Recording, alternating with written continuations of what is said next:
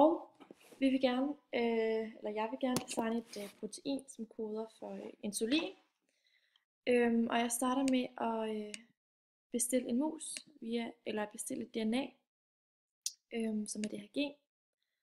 Og DNA'et, det laver jeg af en promoter, som altså et DNA-sekvens, der kontrollerer transkriptionen af et gen, og som typisk ligger i starten af genet.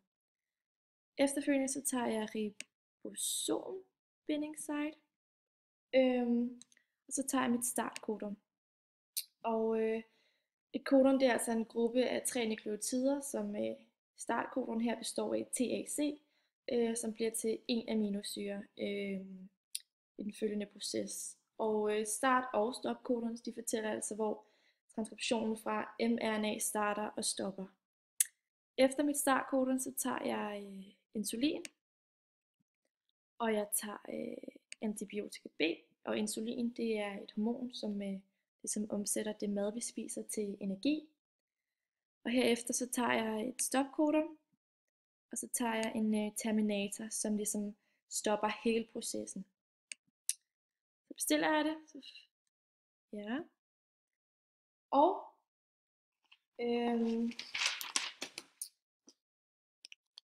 så skal jeg lave en blanding af gærceller og mit designede DNA. Så det jeg gør, det er, at jeg går herhen i køleskabet, og så tager jeg nogle almindelige gærceller. Så går jeg tilbage til mit arbejdsbord, og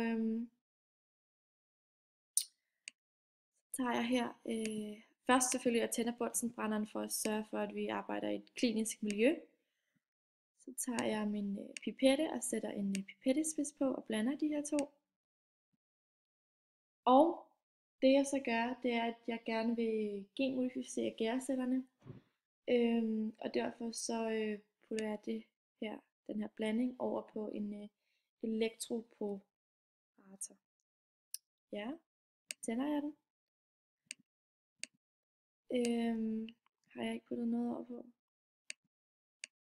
Jo, selvfølgelig. Og det man skal huske, det er, at man hele tiden skal skifte pipette, fordi ellers så er det jo ikke klinisk. Hvis du gerne vil genmodificere en eller flere organismer, så er det en rigtig god idé at tilføje både organismer og noget DNA. Det har jeg måske ikke fået gjort, så må jeg lige smide og prøve igen. Her og her. Sådan, så klarede vi opgaven. Det vi ser her, det er vores DNA, som flyder herud som de her ringe, og her er genet. Her så kommer vores DNA så til at trænge ind i cellen, og DNA'et det bliver så konstant aflæst herinde.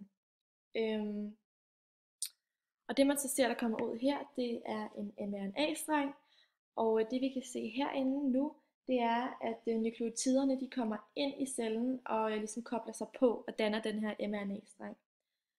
Det der så sker lige om lidt, og det her fortsætter så, det der så sker nu, det er, at der kommer noget tRNA lige om lidt, og sætter sig fast via de her 3 nukleotider, som man kan se, og afgiver altså en aminosyre. Og denne her aminosyre,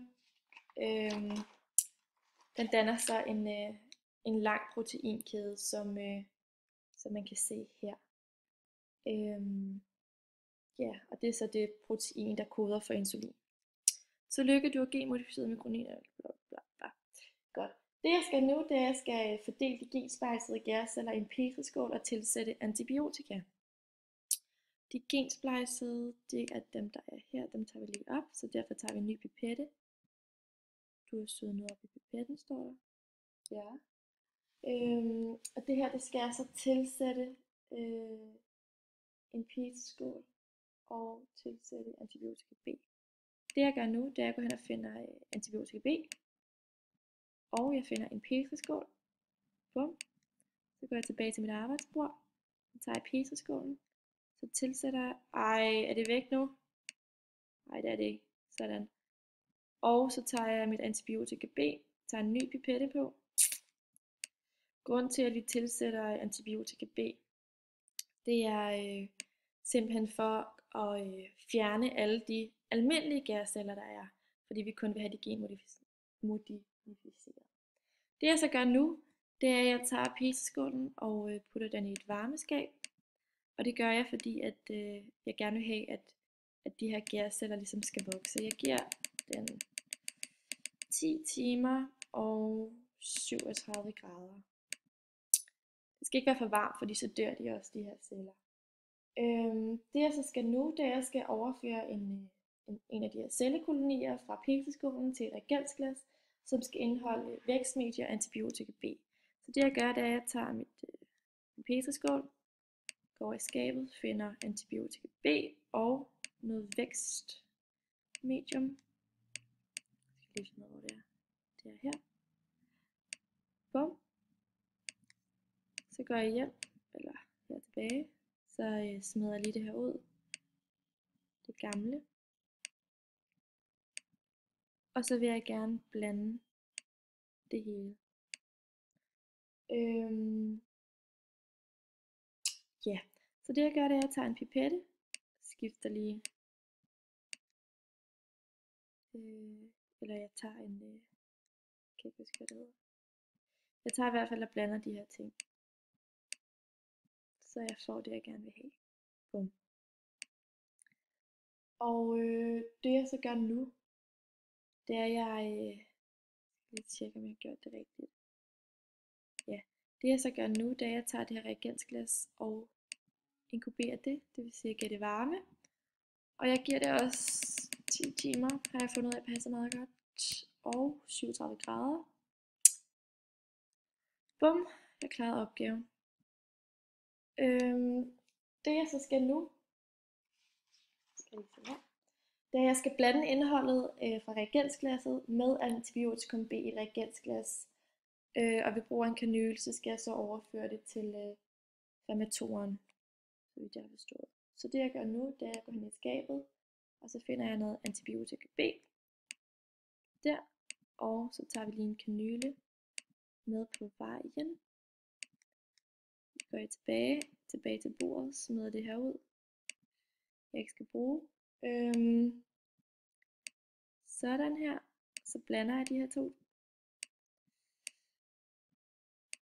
Sådan, og så tager jeg lige den her væk, så jeg kan kende forskel, putter det her op i en kanyle.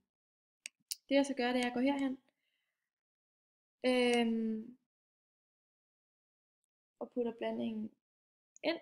Så skal jeg trykke på computeren, og så sætter jeg min pH-værdi til 7, og så sætter jeg temperaturen til 37. Det gør jeg, fordi at der alligevel er brug for en lille smule varme. Så burde der gerne komme ja. Det kan man så se her. Tillykke. Tak, og vi vil gerne fremstille insulin. Grafen her viser,